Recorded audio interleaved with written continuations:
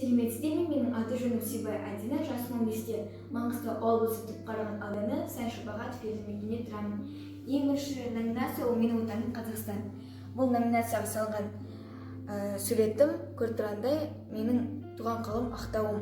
Бұл жақта Ақтау қаласының шағын аудандары бейнеленген. Дәл осының кішкентай көшірмесі бар, аты қағазына салынған.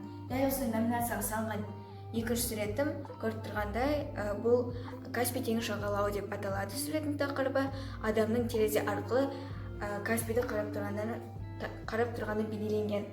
Екінші номинация ол классикалық сурет. Классикалық суретке салған суретім балалардың теңіз жағалауында ойнап жүргендері, серуендеп жүргендері бейнеленген. Үшінші номинация ол менің сүйікті кітабымның иллюстрациясы. Менің сүйікті кітабым Қыз жібек, сондықтан мен Қыз жібекті салдым. Бұл жақта Төлеген мен Қыз жібек бейнеленген. Төртінші номинация ол авангард суреті. Авангардқа салынған суретім көріп тұрғандай бұл суреттің тақырыбы тәтті шай деп аталады.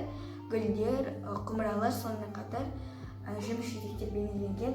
Дәл осы номинацияға салынған екінші суретім көріп тұрғандай мазок арқылы салынған қыз жасауы деп аталады. Тақырыбы қыздың сәукелесі, көйлек, кәжеке бұйымдары бейнеленген.